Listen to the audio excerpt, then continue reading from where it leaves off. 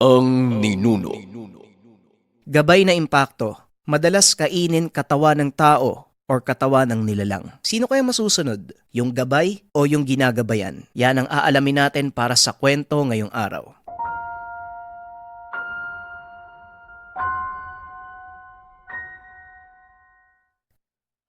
Ang kwentong ito ay hango sa totoong buhay. Mula ito sa isa nating kabayan na itago na lang natin sa pangalang Ray. Taong 1995, Isabela, Leyte. Likas sa ating mga Pilipino na maniwala sa mga kakaibang bagay. Nakaukit na ito sa ating kultura at kasaysayan na nagiging batayan sa pagtingin sa mga kababalaghan.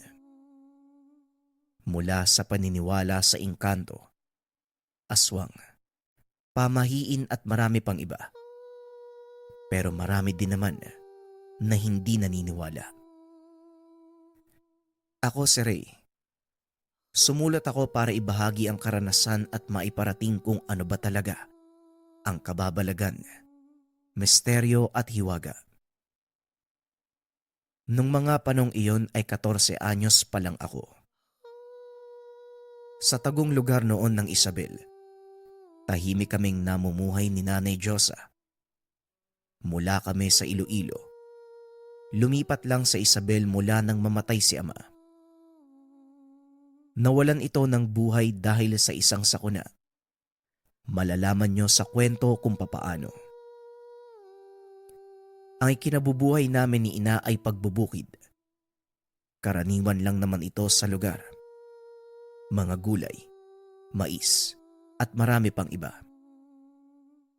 Ang iba ay ginagawa naming pangkonsumo. Ang iba naman ay ibinibenta o hindi kaya naman minsan ginagawang kakanin ni Ina. Kagaya na lang ng puto balanghoy, sinakol o nilusak at iba pa. Madalas niya itong nilalako sa paaralan. Nagkakasabay pa kami ni Nanay papunta sa eskwela. May iba pang pinagkakaabalahan si Nanay Diyosa. Isa din itong albularya. Masasabi kong naiiba siya kumpara sa karaniwan at mga nakilala ko noon. Nakikita ko ang lahat ng ginagawa niya. Lahat ng naging bisita sa tahanan. Ni isang beses, hindi ako nakapansin ng may negatibong reaksyon. Hindi sila lumalabas ng bahay nang hindi gumagaling. Pero partikular lang ito sa mga sakit na hindi normal. Kaunting pagpapaliwanag sa aming lugar. Nasa liblib ang tahanan pero may iilang kabayan. Nasa bandang dulo pa kami. Madali mong makikita ang tahanan dahil sa amin lang naman ang may mataas na antas ng lupa. Nasa taas ito ng burol. Nakangat ng kaunti sa lupa ang ilalim ay kulungan ng manok. Panay reklamo si Nanay. Pinamamahayan na ng mga bunhok ng manok ang bahay. Ang bunhok ay kuto ng mga lahi ng mga ibon. Makikita ito sa balat ng mga tao. Nakakairita at nakakainis. Noon ay hindi ko talaga alam kung ano ang kinamatay ni Ama. Sanggol pa lamang ako nang mangyari yun. Pero hindi na nag-asawa ng iba si Nanay. Ganun siya katapat kay Tatay Ranilo. Palagi kong tinatanong si Nanay Diyosa kung ano ba talaga ang kinamatay nito. Ang palagi niya lang na sinasabi sa akin, na disgrasya. Pero mahahalata sa mga mata at kilos ni Ina na nagsisinungaling. Madali lang naman itong makilatis dahil kami lang ang palaging magkasama. Wala naman akong mapagtanungan sa lugar namin dahil hindi naman talaga kami taga-lugar. Ang lupaing tinitirahan, lupain ito na nabili ng tiyahin kong nasa abroad. Kami lang ang naging katiwala ng tahanan. Isang hapon kung hindi ako nagkakamali. Masama ang panahon at malakas ang ulan. Anong oras na? Hindi pa rin umuwi si ina. Sigurado kong nakisilong muna ito sa ibang tahanan para hindi mabasa ng ulan. Habang ako noon, sobrang hilig kong maligo sa ulan. Kaya kahit mabasa pa uwi ay walang problema. Nauna ko kay nanay at habang nagbibihis, hindi ko alam kung anong pumasok sa isipan. Hinalungkat ko ang kagamitan ni nanay. Kinuha ang kahon na nasa ilalim ng katre. Dati ko pa gustong malaman kung ano ang laman nito. Pero ayaw ni nanay na pakialaman ang mga bagay na yun. Nakabukas ang kandado. Marahan ko itong inalis. Pagkabukas ng takip ng kahon, may nakita ko na ilang pahina ng papel at may kung anong mga nakaguhit. May korteng pabilog at may patulis. Sa ibang pahina naman, mga alpabeto ang nakasulat. Pero alinman sa mga katagang iyon, wala akong naiintindihan. Nababasa pero hindi ko alam kung ano ang ibig sabihin. Maliban sa mga papel, may ibang bagay pa akong nakita. Kawayang sisidlan at may takip. Meron ding mga tela na halatang may mga laman. Lumakas ang kuryosidad ko sa mga nakita. Sinuri ko ang laman. Doon sa isang sisidlan, napansin ko ang bilog at patulis na bagay. Ito yung nakaguhit sa papel. Napatanong ako sa sarili kung para saan ang mga bagay na yun. Sigurado kong importante ang dalawang bagay. Hindi pa ako nakontento. Tinignan ko pa ang isa pang sisidlan. Nakita ko naman ang sinturon na nakalingkis. Pinagbuklod kasama ng punyal gamit ang tali. Para saan kaya tong mga to? Hindi kaya gamit to ni tatay? Wika ko sa sarili. Matapos nun, kinuha ko ang sisidlang kawayan. May mga nakita akong letrato ni nanay at tatay habang kinakasal. Pero napakunot ang muka. Isa sa panauhin doon sa larawan. May nakaguhit na bilog. Napatanong ako sa sarili kung sino ang taong iyon. Kamag-anak ba namin o hindi? Nakakapagtaka dahil bakit kailangan pa itong markahan. Pero sa kabila ng lahat, hindi ko na lang ito pinagtuunan ng pansin. Hanggang ilang sandali lang, para bang bigla akong nabingi. Tila nawala ang tunog ng ulan. Boses ko lang ang naiwan. Sinubukan ko pang yugyugin ang ulo, pero hindi ito nawawala. Hanggang sa may narinig ako na nakakakilabot na boses. Gasgas. Na tila nagsasalita malapit lang sa tenga. Napatingin ako sa paligid, pero wala akong nakikita. Para na akong nababaliw ng mga sandaling iyon. Paulit-ulit kong naririnig ang mga salita. Oras na. Napamura ko. Kagad kong niligpit ang mga gamit ni nanay at nagpunta sa kusina. Napansin ko mula sa bintana na malakas pa rin ang ulan. Pero wala akong naririnig. Ilang sandali pa. Uminom ako ng tubig. Doon lang nagbalik sa normal ang pandinig ko. Kasabay ng pagkalapag ng kung anong bagay sa silid namin. Kagad kong tinignan. Nakita ko na tila umaalog yung kahon. Doon na ako tuluyang binalot ng kilabot. Gusto kong lumabas ng tahanan, pero parabang may nag-uudyok na lapitan at kunin ang kahon. Ewan ko ba, hindi ko na alam ang nangyayari sa akin. Pinuntahan ko ang kahon at muling binuksan. Nanlaki ang mga mata ko sa nakita. Sapagkat yung bilog at patulis na bagay, parabang nanginginig na tila lumilindol. Ganon ang reaksyon ng dalawang bagay. Pero ang mas ipinagtataka ko pa noon, sinoli ko naman sa sisidlan.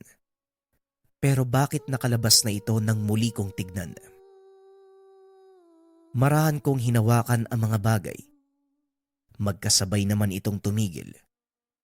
Pero nag-iba ang nararamdaman ko nang mahawakan ko ang bagay. Nung una ay tila normal lang. Pero sa puntong iyon bigla itong uminit.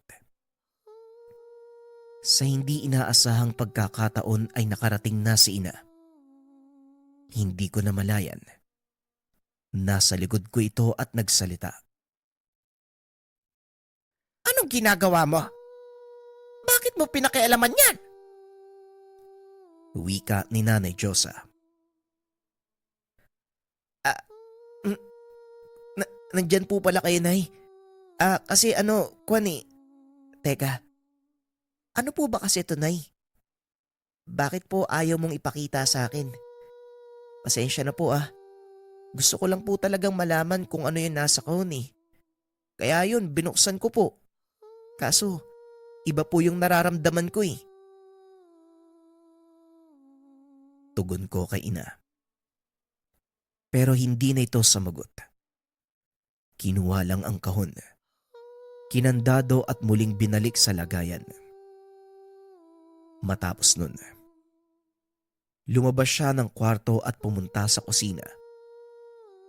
Nakikita kong aligaga si nanay. Hindi ito mapakali na tila may problema. Dala ng kuryosidad, kinulit ko si nanay. Mga gamit yun ng tatay mo. Hindi mo kilala ang tatay mo, Ray. At ayaw kong malaman mo ang patungkol sa kanya. Kaya hindi ko ipinapakita sa iyo ang laman ng kahon na yon. Huwag ka nang makulit. Huwag mo nang alamin. Para yan sa ikabubuti mo.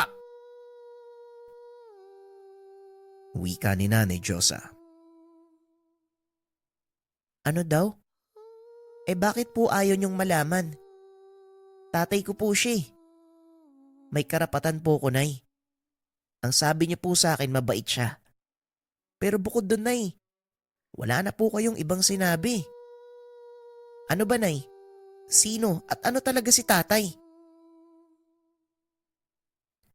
Tugon ko kay Nanay Josa. Nagkaroon ng sandaling katahimikan. Natuliro si ina at natulala. Nanibago ko sa kanya. Sa kauna-unahang pagkakataon, doon ko pa lang siya nakita na parabang natatakot. Nasanay ako na palaging malakas si nanay.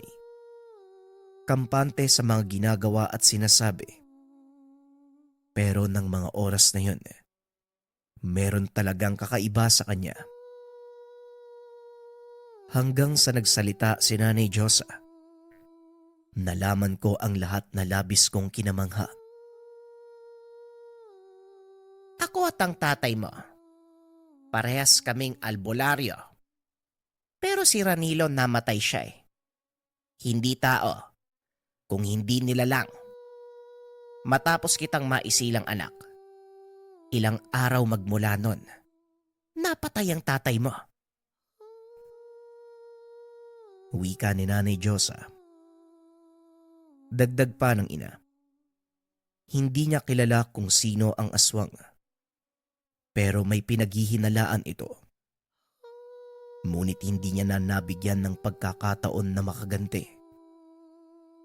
Mahina pa siya ng mga panong iyon dahil kakasilang ko pa lang. Sa pagpapatuloy ni nanay, Malakas ang aswang na yon dahil kung hindi, madali lang itong mapapatay ni ama.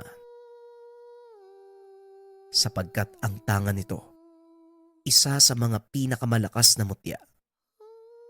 Ito yung nakita ko na dalawang bagay na nasa loob ng kahon. Napatanong ako kung ano bang klaseng mutya. Dagdag ko pa, bigla na lang akong nabingi kanina habang pinagmamasdan ang mga gamit at may nangyari. Gumalaw na lang bigla ang mga ito. May narinig ka ba? Meron bang bulong o kahit anong pangitain? Tanong ni Nanay Josa. Bulong? Opo. Nakakatakot po yung boses, Nay. Basta garalgal eh. Ang sabi niya, oras na. Paulit-ulit po yung sinasabi sa tenga ko, Nay. Parang katabi ko nga lang po pero wala naman ako nakikita eh. Hanggang ngayon ay kinikilabutan po ko eh. Tugon ko kay nanay. Matapos nun, nanlaki mga mata ni Nanay Josa. Kagad itong pumasok ng kwarto at sinuri ang mga gamit. Sumunod naman ako sa kanya. Hanggang sa muling nagsalita si nanay. Noong nabubuhay pa ang tatay mo, meron siyang sinabi sa akin eh. May gabay si Ranilo, anak. Ayon sa kanya, mapapasa ang gabay sa'yo sa oras na mamatay siya, kasama ang mga gamit niya. Pero anong magagawa ko? Ay, ito talaga ang tadhana. Madali lang intindihin ang mga naramdaman mo kanina. Ito'y paiwatig na kailangan mo nang mapasakamay ang gamit ng tatay mo. Pero natatakot ako, anak. Baka kung anong mangyari sa'yo. Hanggat maaari, gusto kitang mamuhay ng normal. Wika ni Nanay Josa. Hindi ko alam kung anong isasagot kay nanay. Oo. Aminado ko namamangha talaga sa mga natunghayan at nalaman. Pero naguguluhan ako ng mga oras na yun. Para bang lutang sa alak. Naglalakbay ang diwa sa kawalan. Ilang sandali pa. Tinanong ko kay nanay kung talagang para sa akin ang gamit. Bakit kailangan niyang ipagkait ito sa akin? Dagdag ko pa. Ano naman ang kinakatakutan ni nanay? Hindi naman ako papatay ng aswang o anumang mga nilalang sa dilim. Tatanggapin ko lang ang gamit bilang respeto sa namayapang ama. Pero hindi naman ako magiging katulad ni tatay.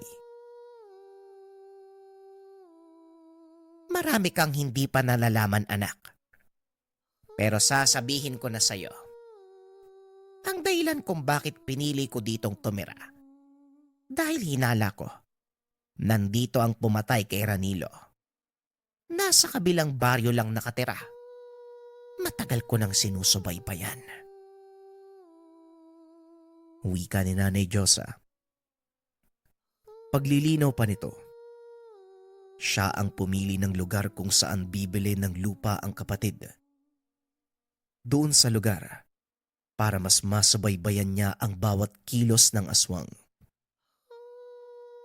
Akala niya nung una nag-iisa lang ito. Pero may kasama pala na ibang kauri. Humahanap lang siya ng tiyempo. Kung sakaling ito nga ang pumatay, malaki ang posibilidad na baka may gawin ang nilalang sa akin. Sa oras na mapasakamay ko ang gamit ni tatay. Ito ang dahilan kung bakit ayaw niyang ipakita sa akin ang mga gamit. Kinakabahan ako noon. Sapagkat may punto si ina sa mga sinabi. Wala din akong alam sa ganung mga bagay at mas malalim ang kaalaman niya kung ikukumpara sa akin. Kaya naman sumang-ayon na lang ako sa kanya. Pero sa kaloob-looban ko, gusto kong mapasakamay ang mga gamit ni Tatay Ranilo. Hanggang sa binuksan ni Nanay ang kawayang sisidlan, kinuha niya ang mga larawan ng ikasal sila. Nagulat ako noon sa sinabi ni Nanay Diyosa. Yung taong nakabilog doon, ito yung pinaghihinalaan niyang pumatay kay Tatay. Hanggang sa nanlaki ang aking mga mata, nakilala ko ang tao. Kung hindi ako nagkakamali, ito yung tao na palagi kong nakikita sa tuwing papauwi galing paaralan. Nay, di ba madalas natin yung nakakasalubong kapag pauwi ako ng paaralan? Tama po ba ako? Tanong ko kay Nanay. Oo anak, tama ka. Alam kong alam niya na ang pakay ko. Kaunting pagkakamali lang. Siguradong magkakaroon talaga ng hindi magandang kaganapan. Nagsisisi nga ako eh. Bakit ko pa kasi sinubok na sundan siya hanggang dito? Ay nako. Ngayon alam mo na kung bakit ako natatakot para sa'yo. Madali kanyang malalapitan. Wika ni Nanay Diyosa. Hindi na ako nagsalita. Ilang sandali lang niligpit ni Nanay ang mga gamit. Hanggang sa nakaisip ako ng maaaring gawing hakbang. Kung binabantayan kami ng aswang, hindi nga nagkakamali si Nanay ng hinala. Sigurado ko na siya ang salarin sa pagkamatay ni Tatay. Para bang mas umigting ang pagnanais ko na makuha ang gamit. Hanggang isang araw, muli kong nakita ang taong iyon. Papauwi ako galing paaralan. Hindi ko kasama si Nanay. Nakatambay ito sa gilid ng kalsada. Humihit-hit ng tabako at halatang nakatingin sa akin. Nagkunwari lang akong kalmado. Pero ang totoo, nanggigigil ako sa kanya. Nang malampasan ko ito, mabilis akong sumirit ng takbo pauwi. Kinuha ko ang gamit ni Tatay kahit wala akong alam kung para saan ba talaga ang mga iyon. Binulsa ko yung pabilog, pati na rin yung patulis. Halos magkasing laki ang mga ito. Mga 2 daliri ang kapal. Yung sinturo naman ay sinuot ko. At yung punyal, sinuksok sa tagiliran. Matapos kong makuha ang lahat ng tangan ni Ama, lumabas ako ng tahanan. Pababa na sana ako ng lugar. Pero nakita ko mismo yung tao na nasa paanan ng burol. Napahinto ako. Nakipagtitigan sa kanya. Nakangiti ito. Makikita ang mga nangingitim na ngipin. Kumpirmado, ito nga ang salarin. Para bang nagkaroon ako ng tapang dahil sa sukdulang galit. Inangasan ko yung tao. Sabay turo. Mabuti naman at hindi na kita kailangan pang puntahan dun sa daan kanina. Hanggang masid ka lang, Para kang animal. Ikaw yung pumatay sa tatay ko. Wika ko sa kanya. Ay, nako. Hindi may pagkakaila. Kagaya ka ng tatay mo, no? Akala nyo ba, hindi ko alam na hanggang dito sa lugar, sumusunod kayo sa akin. Ang tanong, anong magagawa mo, Paslit? Ang tagal naman. Parang nagsasayang ako ng panahon sa'yo. Wala ka namang ginagawa eh. Wika nito. Ang pangalan niya ay Abel. Dagdag pa ni Abel, Hindi ko na lang sana sinalo ang gamit ni Tatay Ranilo. Nang sa ganun, wala siyang kailangang gawin sa akin. Ang pagsalo ng gamit ni Ama, paiwatig ito ng legasiya. Sumagot ako sa kanya na tama siya. Ito ay para sa legasiya ng tatay ko. Uubusin ko ang lahat ng sangkot sa pagkamatay niya. Hindi ko na naiintindihan ang nangyayari ng mga oras na yun. Para bang wala ako sa sarili. Naninibago ako noon. Bakit sobrang tapang ko? Hindi lang ito simpleng dahil nais makapagigante. Meron talagang kakaiba sa akin. Habang nag-uusap kami ni Abel, muli akong nabingi. Bumuka pa ang bibig ng aswang, pero wala akong naririnig. Huwag kang magtaka. Unang hawak mo pa lang sa mga tangan ng tatay mo. Kumapit na sa'yo ang bisa. Kasabay noon ang pagkakaroon ko ng koneksyon sa'yo. Kaya ka nagkakaroon ng walang katulad na katapangan. Ako si Salpo. Ako ang gabay ng tatay mo. Ang tawag niya sa akin, Impakto. Ang pagkakamali lang ng tatay mo noon, hindi niya dala ang mga gamit niya. Kaya siya namatay. Lapitan mo siya. Tignan natin kung masasaktan ka ba niya. Magugulat ka sa mga kaya mong gawin. Wika ni Salpo. Yon ang dahilan kung bakit merong kakaiba sa akin. Bagaman nakakagulat, pero sinunod ko ang sinabi niya.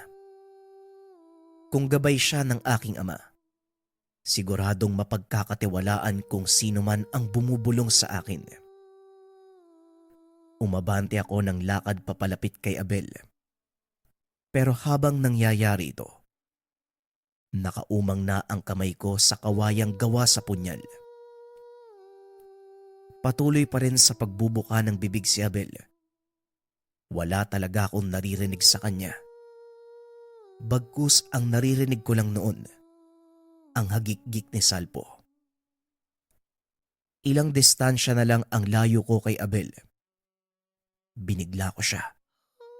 Mabilis kong binunot ang patalim at itinarak ito sa dibdib. Doon ko palang narinig ang boses ni Abel. Umuungol ito. Nakadilat ang mga mata na tila sobrang gulat sa nangyari. Wala akong nararamdaman nun. Matapos kong masaksak sa dibdib, kaagad akong umalis at iniwan si Abel. Pagtingin ko sa kanya, nakabulagta na ito sa lupa. Napatingin ako sa paligid. Wala namang ibang nakakita. Kaya sigurado ko na walang nakakaalam na may nangyari sa lugar. Pero ang nakakapagtaka, papaano ba naman? Habang papalapit ako kanina kay Abel, hindi tumitingin ang mata nito sa akin. Sa halip doon ito nakatitig kung saan ako nanggaling. Ganon ko siya kadaling napatay. Pero hindi ko na lang pinagtuunan ng pansin. Baka naging kampante lang si Abel dahil bata pa ako. Nang makauwi ng tahanan, tumingin ako sa ibaba. Nakita kong may lumapit na 2 tao kay Abel. Kinuha nito ang bangkay niya. Nagmamadaling pumasok sa kakahuyan. Kung hindi ako nagkakamali, mga kasama ito ni Abel. Nasimulan ko na. At maaari pang dumating ang iba para magigante. Naupo ako sandali sa paanan ng pinto. Doon ako maiging nag-isip. Bakit madali kong napatay si Abel? Isa pa, hindi man lang ako nakaramdam ng pangamba. Ganyan kadelikado ang tatay mo noon. Hindi na mamalayan ang kalaban. Mamamatay na pala sila. Isipin mo, naglakad ka lang, pero dahil sa bilis, para bang humihinto ang oras ng mga kalaban. Natanong ko ang gabay kung sino at kung ano talaga si Tatay Ranilo. Ang sabi ni Salpo, ang ama ko ang dating may hawak ng bertud ng sarangay. Tumatawa pa ito habang nagpapaliwanag. Dagdag pa ni Salpo, siya ang nagbigay sa tatay ko ng 2 bertud ng sarangay. Nangyari ito nang minsang malagay sa bingit ng kamatayan ang ama. Tinambangan siya ng mga aswang sa gubat kung saan ito naghahanap ng mutya. Kung hindi dahil kay Salpo, mas maagang namatay ang aking ama. Hindi na sila magkakatuluyan ni nanay at hindi na ako masisilang sa mundo. Natanong ko pa si Salpo kung ano ang sarangay. Meron din akong kaalaman sa mutya, pero bago pa lang sa pandinig ang katagang sarangay.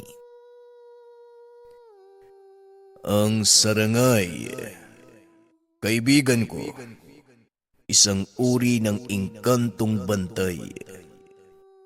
Isipin mo na lang ang dambuhalang tao na may ulo ng toro. Ganon ang itsura ng sarangay. At ang 2 bertud, mula pa sa bangkilang pinatay ng sarangay na yon. Patulis ang ngipin at bilog ang mga mata. Hindi mo yan may kukumpara sa mga pipitsuging tinatangan ng karaniwang tao. Pwe! Mahina. Mga nagpapaniwala sa simpleng bato. Pero yang nasa'yo, hindi yan simpleng bato. Ikaw na ang tumuklas kung ano ang kayang gawin ng tangan mo. Mararanasan mo yan sa mga susunod na araw.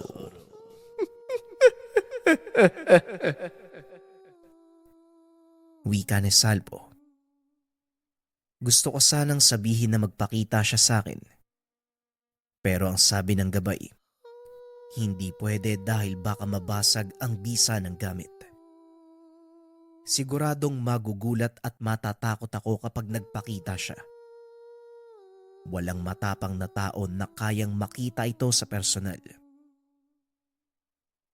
Hindi na lang ako nagsalita pa noon. Kung totoo ang sinabi ni Salpo, talagang nakakakilabot ang itsura niya. Boses pa lang nito ay nakakakilabot na. Paano pa kaya kung makita mo siya mismo ng harapan? Siguradong mas masahol pa ito sa aswang. Ilang sandali lang ay dumating na si ina. Pero nagulat ito nang makita. Marami akong talsik ng dugo. Bukod pa dyan, nakita niyang suot ko at hawak ang mga gamit ni ama. Akala ko ay magagalit ito. Pero hindi. Umiiling habang nakangiti. Ang sabi pa ni ina, napatay na ang pinaghihinalaan niyang pumatay kay ama. Nagtanong pa ito kung paano ko nagawa. Pero hindi ko din talaga alam. Basta sinaksak ko lang ito sa dibdib. Bumagsak sa lupa. Napuruhan ang puso ng patalim. Dagdag ko pa nakakausap ko na ang gabay ng gamit. Siya ang nagsabi sa akin ng kailangang gawin. Kaya pala namatay ang ama dahil hindi niya dala ang tangan. Tumangulang si Nanay Diyosa at sinabi, Binagat lang ang ama habang kasalukuyan itong papunta sa bayan para makabili ng ilang gamit para sa akin noon. Nakikita kong lumuluha si nanay. Dagdag pa niya, siya ang dahilan kung bakit namatay si Tatay Ranilo. Dadalin sana ni tatay ang kanyang mga tangan.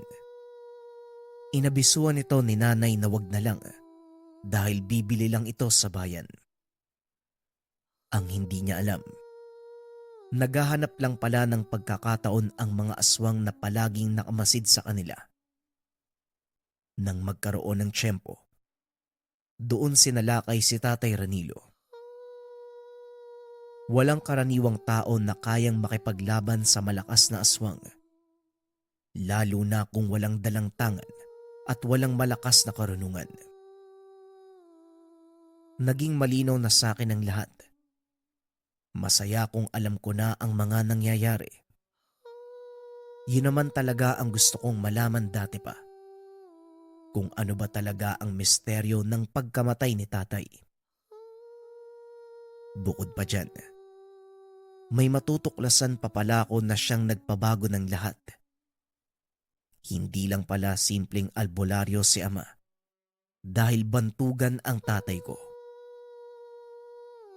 Gabi na ng mga sandaling iyon. Ang sabi ni nanay, maghanda na kami dahil sa pagkamatay ng isa nilang kalahi, gagante ang mga aswang. Pero kampante ang nanay ko dahil ayon sa kanya, hindi niya inakala na magkakaroon kagad ako ng abilidad mula sa tangan. Mabuti ng ganun dahil alam niya sa sarili na taliwas pala ang pinaniniwalaan niya noon na madali lang ako mapapatay ng kung sinong nilalang. Hindi naman nagkamali si nanay. Nangyari ang parehas naming inaasahan. Sapagkat pagsapit ng 11:00 ng gabi, may narinig akong mga tao na nagsasalita sa labas ng bahay. Pabalik-balik lang ang mga ito na tila ba nananadya. Si nanay noon, nasa gilid lang ng katre, nakikiramdam habang yung mga kamay para bang nanggigigil hawak ang sanbinitong rebulto. Ilang sandali pa, nawala yung mga taong umaaligid sa bahay. Pero kasunod nito, ang biglaang pag-iba ng presensya ng lugar. Biglang umalinsangan na tila may paparating na malakas na ulan mula sa mahabang tag-init. Pero kakaiba ang nararanasan namin. Yung alinsangan ay parabang may halo na kakaibang amoy. Medyo mabaho at nakakasulasok. Maganda ka na. Anumang sandali aatake na sila. Pero huwag kang lalabas ng bahay dahil hindi naman sila makakapasok dito sa loob. Wika ni Nanay Josa. Para saan naman po na yung pagpupuyat natin? Para saan kung hanggang masid lang tayo? Huwag po kayo mag-alala, Nay. Walang mangyayari sa akin. Tugon ko kay nanay. Lumabas ako ng tahanan. Habang si nanay ay paulit-ulit akong tinatawag at pinipigilan sa gagawin. Hindi ako nakinig.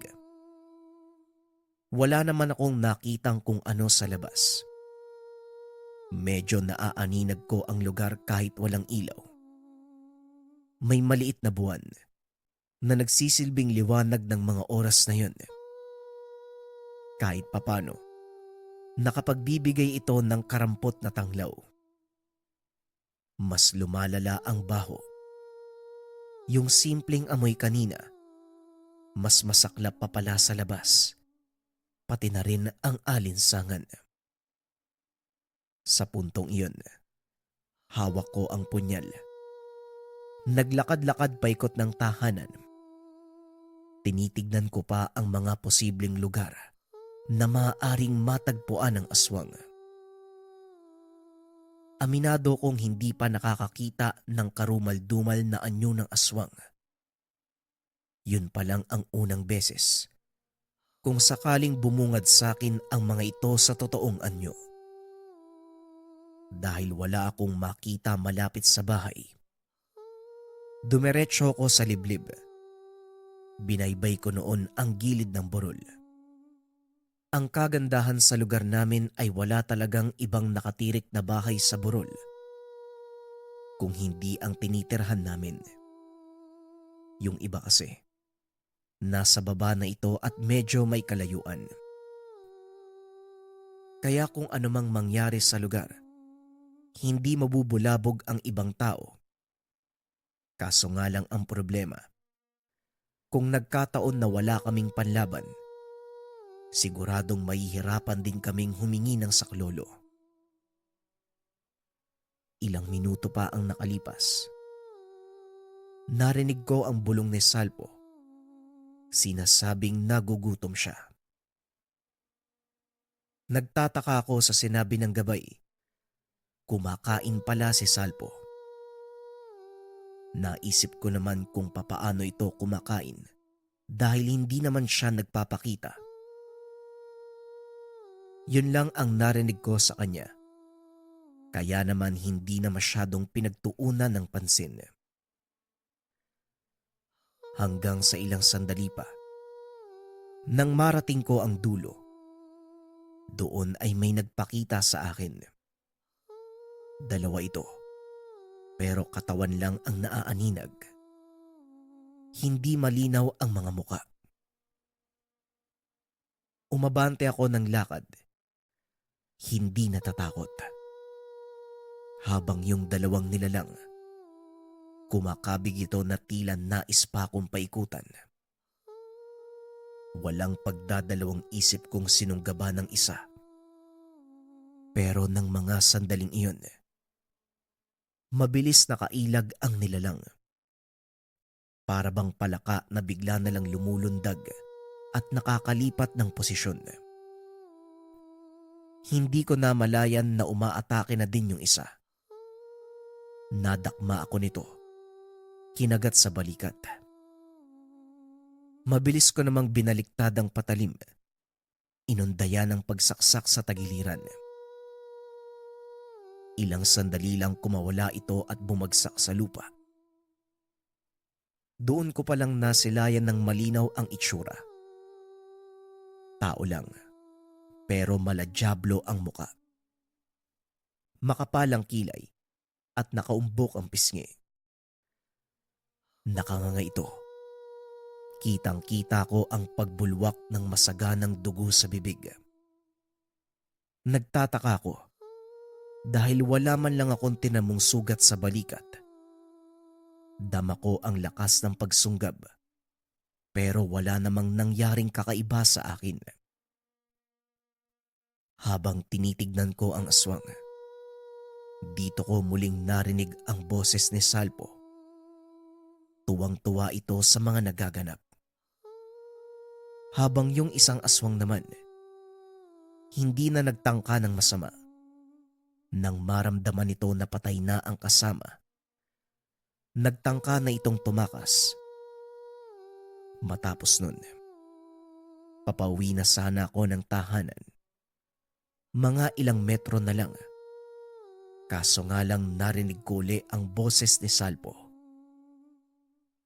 Nang mga sandaling iyon, hindi na sa likod ng tenga.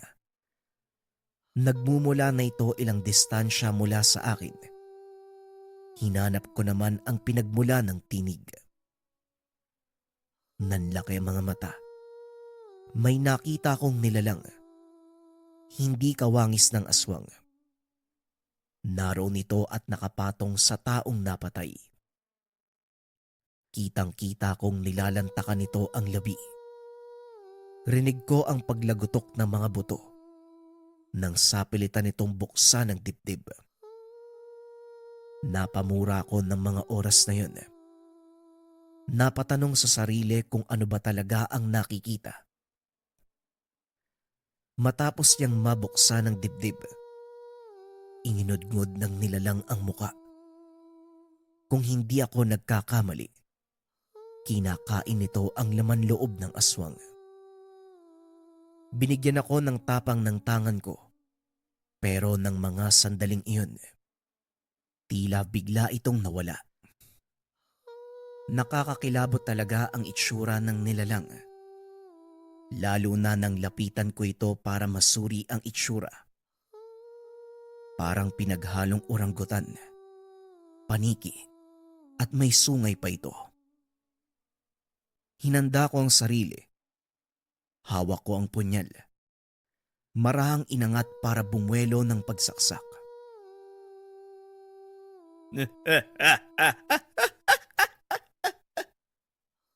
Papatayin mo ba ang gabay mo? Hindi mo man lang ba ako babatiin? Ito ang aking itsura. Yung tinatawag ng tatay mong impakto. Ipinagbabawal sa akin ang manakit. Kaya ginamit ko ang tatay mo para magawa ang gusto ko. Wika ni Salpo. Ano? Tama ba yung narinig ko? Ikaw si Salpo? Kumakain ka ng... Oo. Bulag ka ba? Nakikita mo na nagtatanong ka pa. Kumakain ako ng karne ng tao. Pero dahil sa tatay mo, napipigilan ko ang sarili ko. Iniling niya sa akin na ang kakainin ko lang ay mga masasamang tao o hindi kaya naman aswang. Dahil kapag hindi ako sumunod, ibabalik niya ako kung saan ako nanggaling. Ang tagal kong nag-intay bago ako uli nakakain. Sayang nga yung pinatay mo kanina. Tinangay pa ng mga kasama niyang aswang. Ako na sanang magliligpit eh. Wika ni Salpo. Hindi ako kagad nakapagsalita. Hindi pa pala tapos ang lihim na dapat kong malaman. At kung hindi ako nagkakamali, sinadya ni Salpo na bigyan ng tangan ang ama para din sa sariling kapakanan. Kaya pala madaming pinatay na aswang ang tatay para lamang makakain si Salpo. Napapaisip ako ng mga sandaling iyon. Magiging madugo ang kakarapin ko kung gabay ang nilalang na ito. Hindi malayong maging katulad ako ni Tatay Ranilo. Magkahalong pag-aalinlangan at pagkamangha ang nararamdaman ko noon. Pero magpasaganon pa man, naroon na. Nasimulan ko na ang lahat. Ang kailangan na lamang gawin, ubusin ang sinumang aswang na nananalasa sa lugar. Matapos malantaka ng bangkay, hinila ito ni Salpo papunta sa malayo. Hindi ko alam kung anong ginagawa niya roon.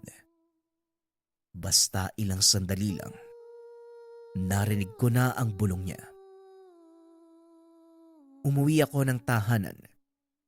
Nakita ko si nanay na naroon sa labas. Nakatingin sa akin at nag-aalala.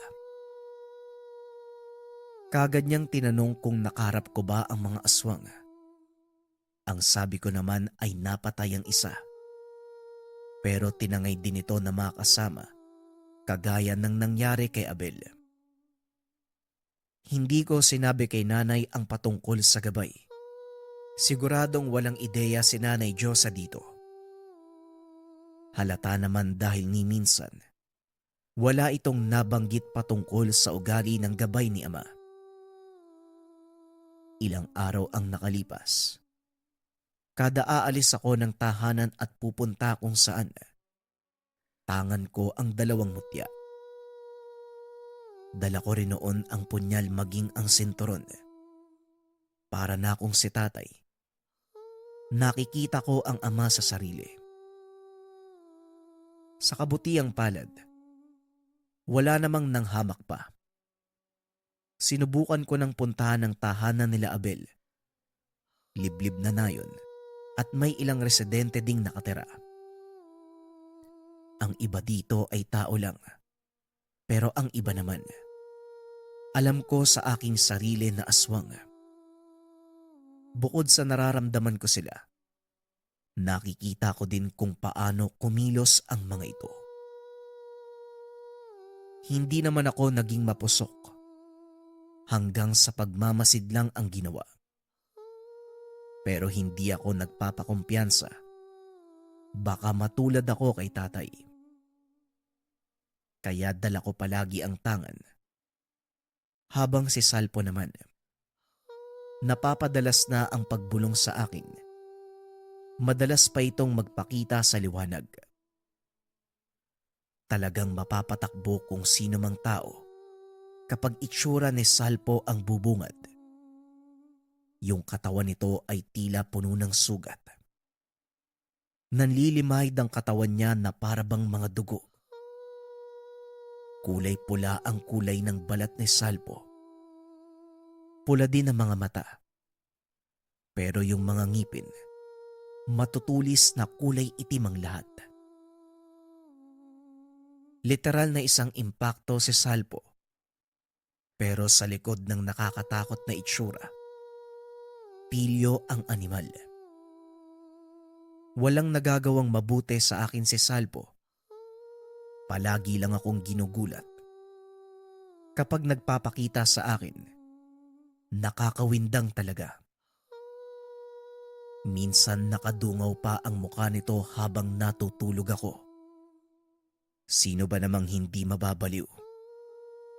Makailang beses ko na siyang sinabihan na ibabalik ko siya sa kahon dahil sa mga pinaggagawa niya sa akin.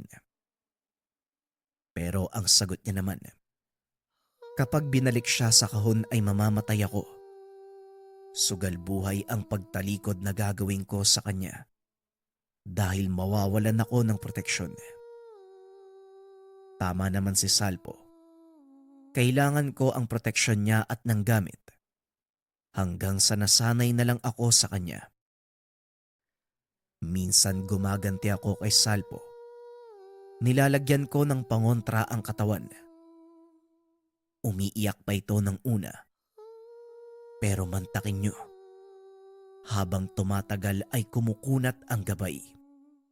At kapag siya naman ang bumabawi sa akin, talagang higit pa sa binabalahura ang kakalabasan. Si Nanay Diyosa naman noon, alam na siyempre ang patungkol sa kung anong klaseng gabay talaga si Salpo. Sinabi ko na ang lahat sa kanya para hindi na ito magtanong sa akin ng kung ano-ano. Palagi na lang ako noong sumisigaw dahil ginugulat talaga ako ni Salpo.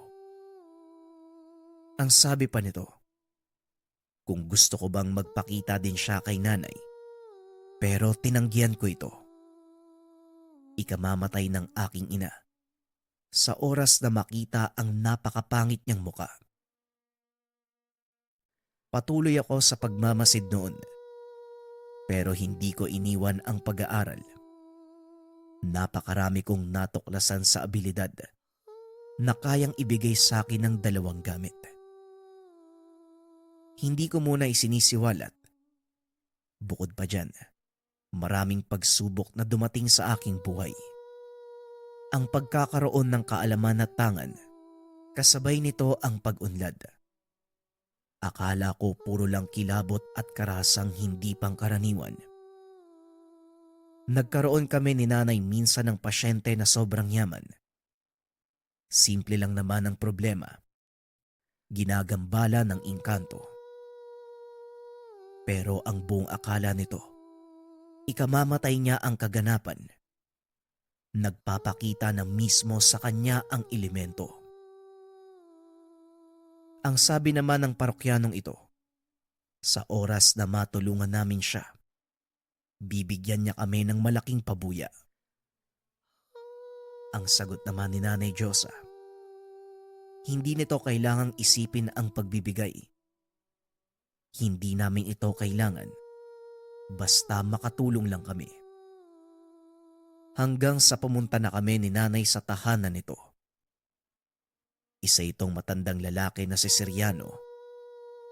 Malaki ang tahanan at hindi may pagkakailang napakayaman talaga. 2 palapag at napakalapad. Pero nakatago ang bahay na ito sa mahaba at mataas na pader. Bukod kay Siriano, meron pa siyang iba na kasama sa tahanan, ang asawa at nag-iisang anak na may sarili ng pamilya. May mga katiwala din noon, pero nang makita ang itsura, mukha namang kulang sa tulog. Mahahalata sa mga nakatira sa tahanang iyon na balisa. Hanggang sa nagsimula na si Nanay Diyosa maglibot sa paligid ng bahay. Malawak ang loob ng bakod. Nakikita ko noon ang nakakakilabot na mga puno. Habang si Salpo naman, para bang nayayamot. Sinasabing napakawalang kwentang lugar ng pinuntahan namin. Dagdag pa ni Salpo, napakadali lang naman ang solusyon ng problema. Panay bulong sa akin, nangungulit na umuwi na kami. Ano ka ba naman? Tumahimik ka nga dyan. Kung wala ka magagawang mabuti, manahimik ka na lang. Napakakulit mo eh. Wika ko sa kanya. Pero sa likod ng pagsita ko kay Salpo, mas lalo pa itong nangulit. Hanggang sa hindi ko na lamang siya pinansin. Pero ang kinakatakot ko ng mga oras na yun, baka bigla ang magpakita ito. Alam ko na dadagdag lang yon sa problemang kinakarap ng pamilya. Hinahayaan ko lang si Nanay Diyosa ng mga oras na yun.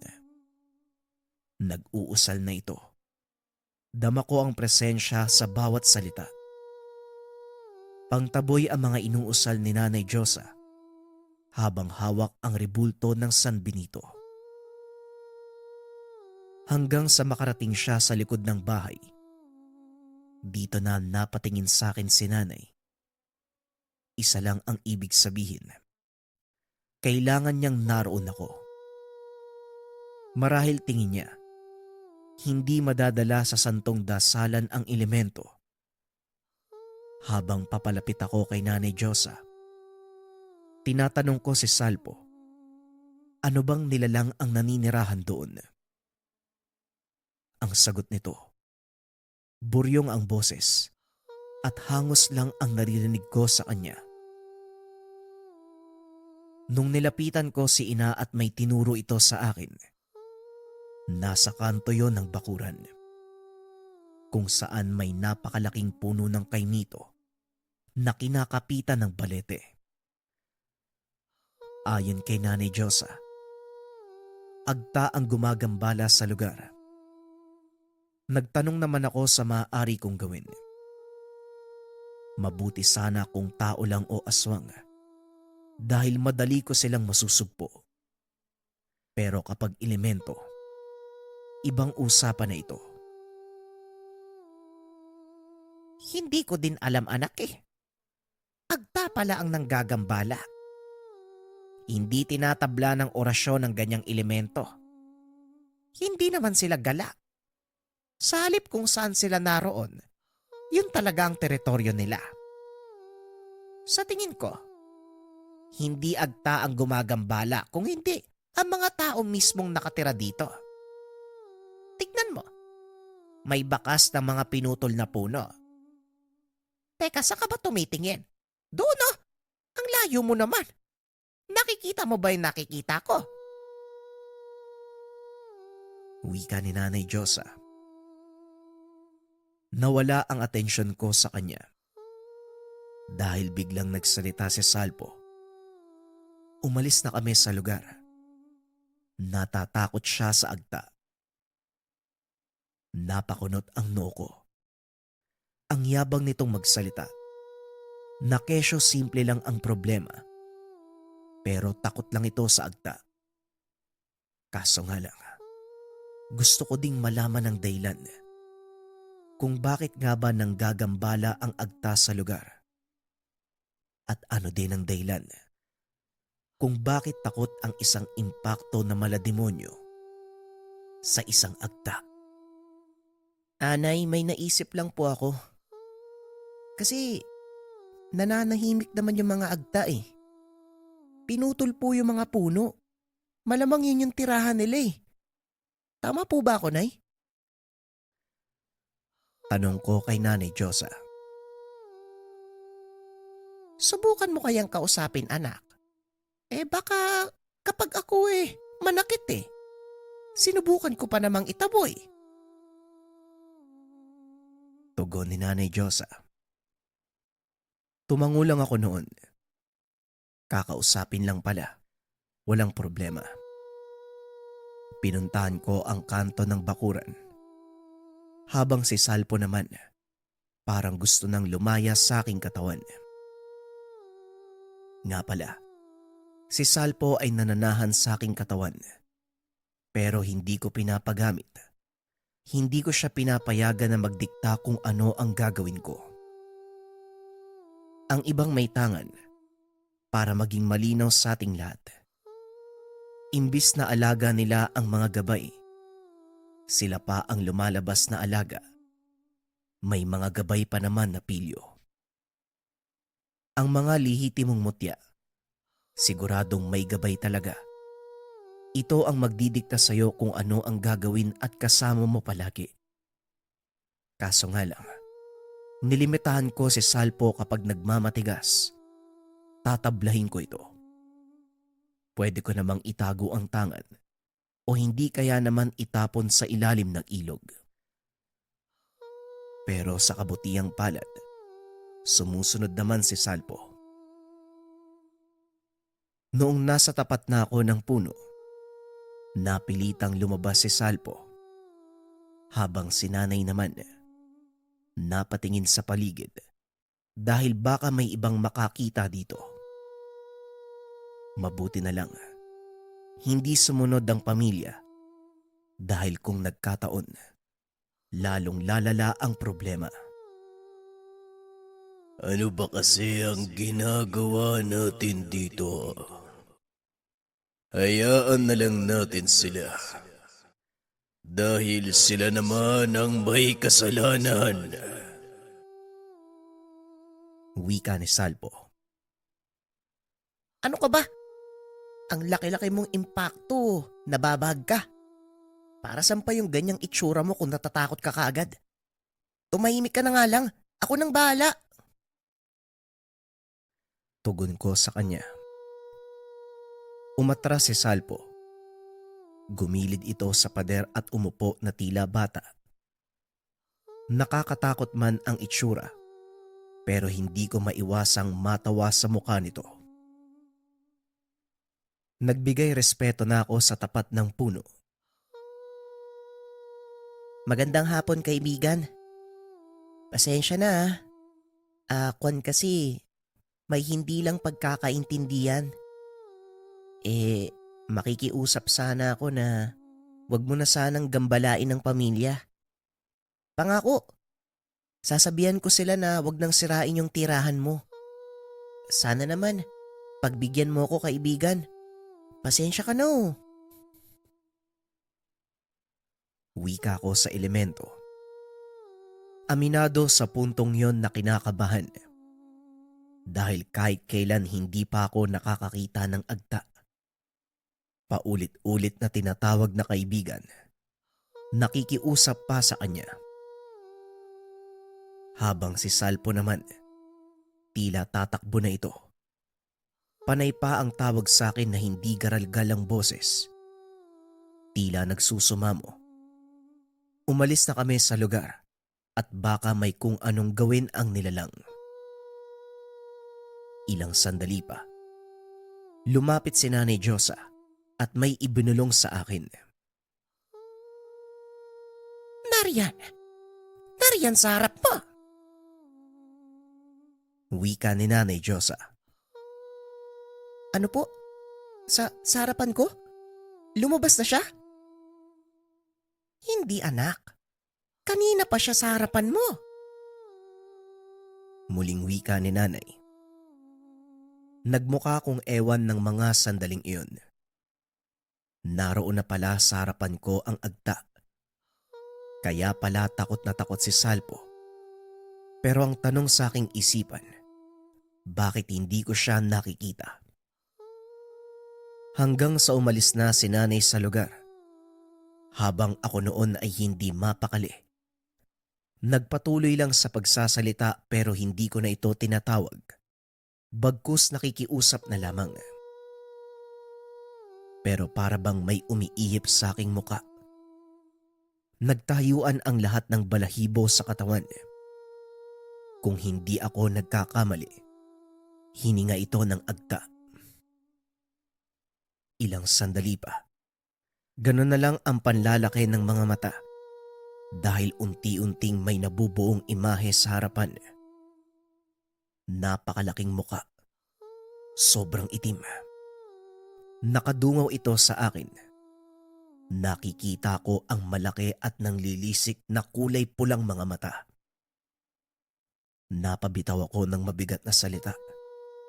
Ang buong akala ko ay maliit na nilalang ang agta. Maraming klase ang mga agta. May kasing laki ng tao. Merong mataba at meron ding dambuhala. Pero yung bumungad sa akin, tila higante sa sobrang laki. Teka kaibigan, hindi ako lalaban. Hindi ako kalaban. Andito lang naman ako para ayusin yung sitwasyon eh. Baka naman pwede pa nating daanin sa maayos na usapan. Tanong ko sa nilalang. Hanggang sa umangat ang ulo ng agta. Kasabay nito ang paglitaw ng kabuuan ng katawan. Nakaupo pa pala ito kanina. Ngayon ko lang nakita kung gaano kataas.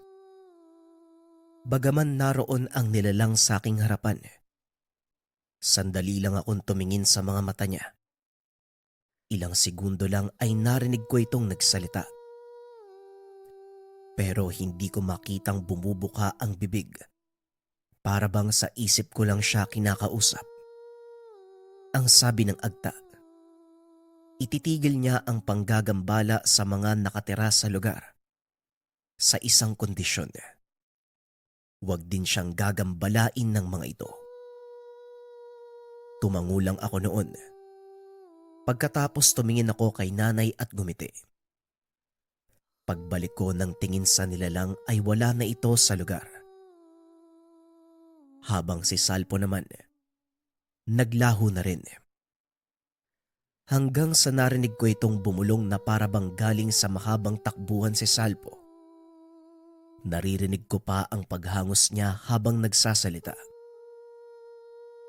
Hindi ko naman sinagot si Salpo. Puro lang talaga kalokohan ang sinasabi ng gabay.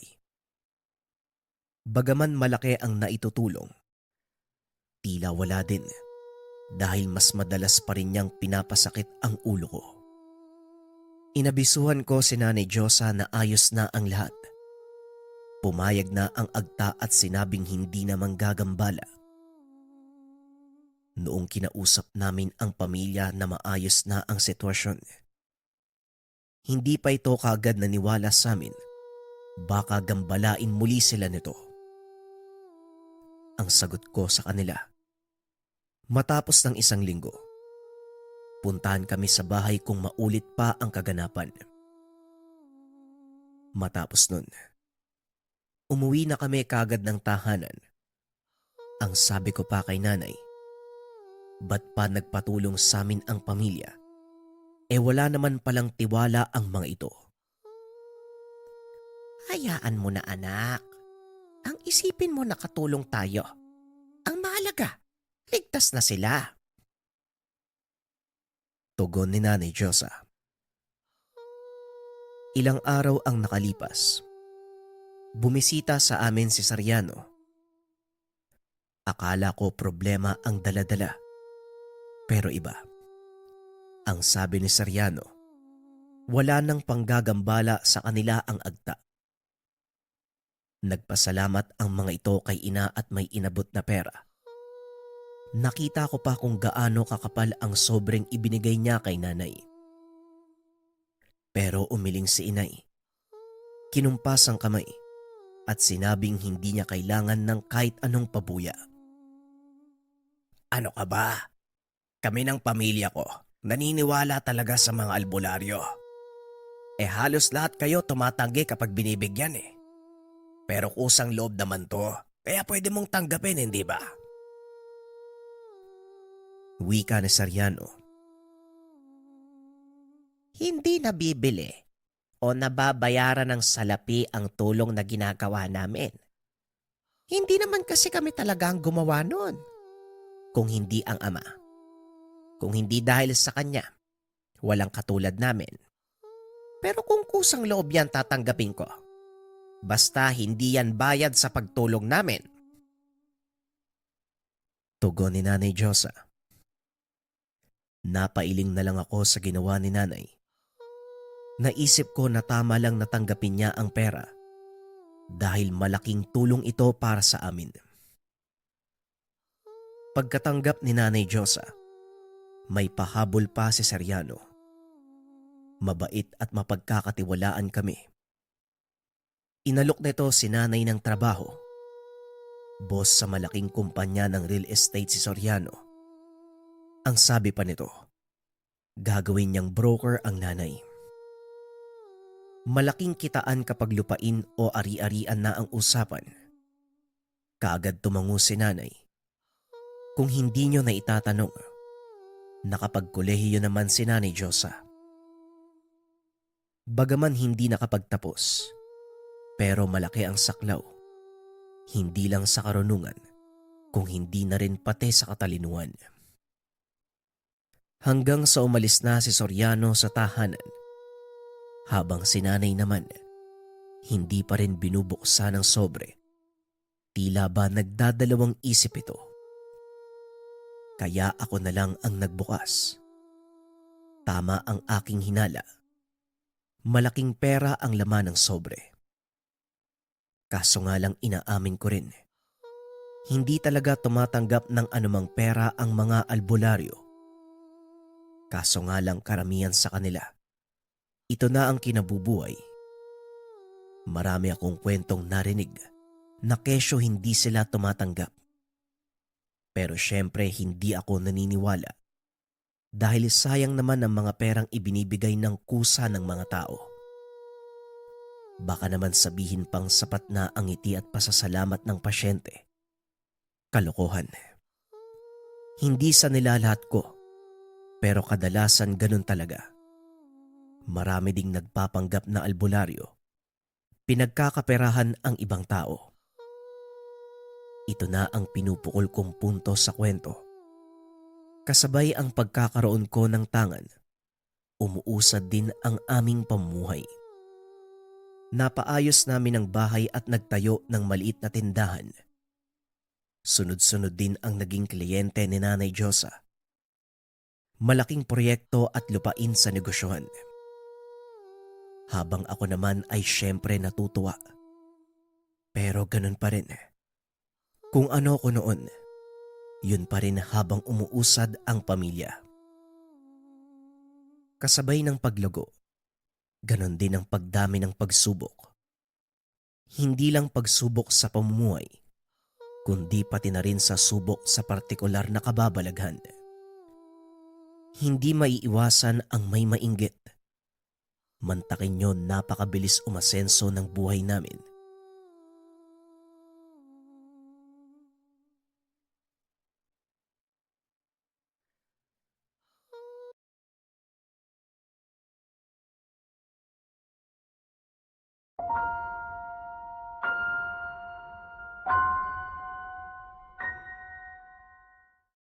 Maraming salamat sa pakikinig ng ating kwento mga kabayan. JD nga pala, shoutout kay Marna Dasejas para sa comment na to. Flash ko sa screen. Idol, bakit ka naka-shades? Hindi to shades. Salamin ko to. Pero siyang grado, ayan. Kasi kapag nag-shoot ako, ang daming ilaw. So kapag binasa ko siya, gaganto yung mata ko. Hindi din pwede itong isa kong salamin. Kasi nga, ayan, masyadong maliwanag. Masakit siya sa mata. Kaya nagpa-customize ako ng ganitong salamin para kahit nagbabasa ako sa monitor tas may mga ilaw, hindi ako masisilaw. Yun lamang, para sa mga gusto magpa-shoutout, comment lang. At kung may mga katanungan, comment lang kayo mga kabayan. Maraming salamat. Ang ninuno.